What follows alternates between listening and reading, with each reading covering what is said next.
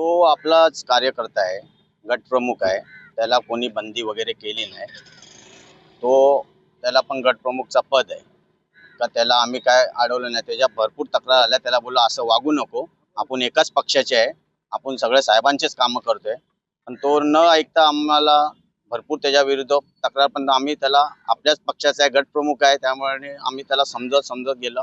पण अखेर त्यांनी आता आमच्यावर येऊन पक्ष विरुद्ध पण आणि माझ्या विरुद्ध पण शाखा प्रमुख प्रवीण लोह म्हात्रे का खोटारडी त्यांनी येऊन कंप्लेंट दिली पोलीस स्टेशनला. पण ते पोलिसांनी पण त्याच्याबद्दल पण आम्ही तक्रारी आहे आमच्याकडं, ते पण आम्ही देतो. पोलिसांनी आम्हाला पण सहयोग करावा, शहानिशा करून पुढचं पाऊल उचलावं. काय नेमकं त्याच्या विरुद्ध तक्रार आहे? काय काय करायचं? काही व्हिडिओ पण समोर आला, त्याच्यात तो मारहाण करतोय, पाय पडायला लावतोय, काही लोकांचे पैसे घेतले. काय नेमकं तो त्याचे सेंटिंगचे कामं घेतो तो बिल्डिंगचे, आणि त्याच्यामध्ये ते कॉन्ट्रॅक्टर जे असतात त्यांना तो कामं करून घेतो. पण त्यांनी पैसे खर्ची मागितले तर त्यांना बोलून आणून मारहाण भरपूर करतो. त्याच्याबद्दल पण कंप्लेंट आले. त्याला आम्ही समजवलं, अरे गरीब का पैसा मत ऐसा हे कर, फसा मत किसको. ते पण बोलतोय वो मैं मेरा देखेगा, तुम तुम्हारा देखो, असा तो खोटारडे. आणि वोटिंगच्या दिवशी त्याला तुम्ही ऑफिसमध्ये बंदी करून ठेवले, मारहाण केली, असं देखील आरोप तुमच्यावर आहे. हे सगळं चुकीचं आहे, खोटं आहे. बंदी केली असती मग त्याच दिवशी त्यांनी येणं होतं, बरोबर. आम्ही बंदी वगैरे काय केलं नाही. आमचा कार्यकर्ता आहे, तो बंदी कशाला करू आम्ही.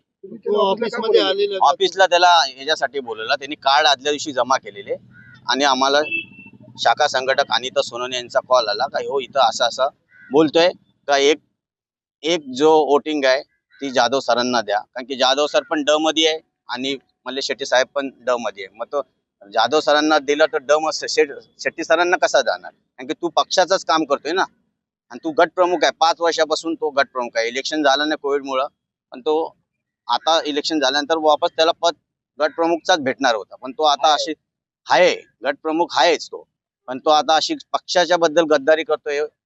वाईट आहे ना, चुकीचं आहे. आता तुम्ही पोलीस स्टेशनला काय नेमकी तक्रार देता?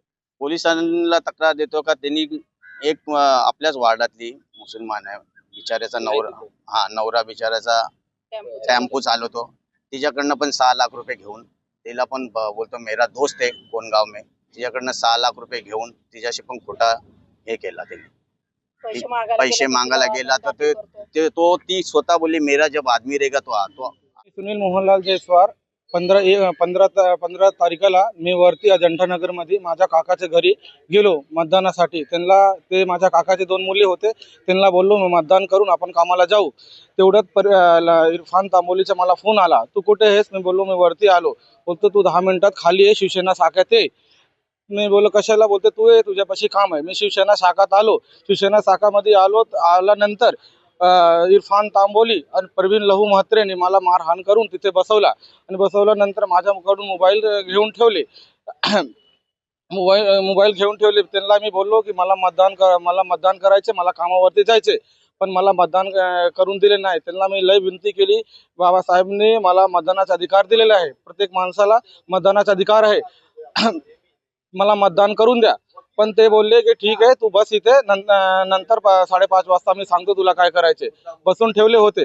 नंतर मला 7 वाजता सोडले, धमकी दिले, मारहाण केले, धमकी दिले. जर हे गोष्टी कोणी तू बाहेर कोणाला सांगितलं तर माझ्याकडे लय पोरे आहेत, 1,50,000 देऊन तुझ्या जीवाचा ठार करून घेऊ, अशी धमकी दिली मला. मी घाबरून 2 दिवस मी काही तक्रार केल्या नाही. पण 18 तारखेला मी संजय जाधव साहेबाला असं सांगितलं, हे प्रकरण माझ्या संगती घडलंय. जाधव साहेब बोलले तुम्ही काय घाबरू नका, तुम्ही पोलीस चौकीत एक अर्ज द्या. मी 18 तारखेला अर्ज दिला. त्याच्या संदर्भात आता काय चौकशी आतापर्यंत काय झालेली नाही. तसंच मी मागासवर्गीय असून त्यांच्यावरती अटोशोटी गुन्हा आणि देशद्रोहाचा गुन्हा दाखल करून मला हे न्याय मिळावे, हे माझी नम्र विनंती आहे. तुम्हाला त्या ठिकाणी थांबून ठेवायचं कारण काय? आणि माहिती अशी मिळते की तुम्हीही त्या शिवसेना या पक्षाचं काम करत होते. मी शिवसेना पक्षाचं काम करत होतो, पण ते लोकांनी मला जबरदस्ती ते बोलले की माझ्या विरुद्ध तू काम करतो. मी त्यांना सांगितलं ना तुमच्या विरुद्ध काही काम करत नाही मी. कारण काय तुम्हाला थांबून ठेवायचं?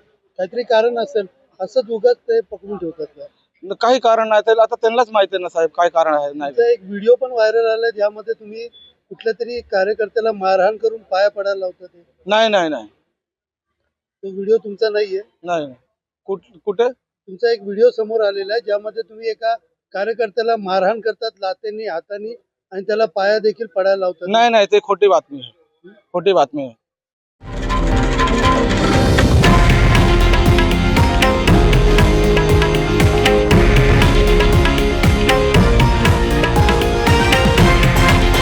हे आहे देशातील नंबर 1 न्यूज नेटवर्क आणि आपण पाहत आहात TV9 मराठी, एकमेव.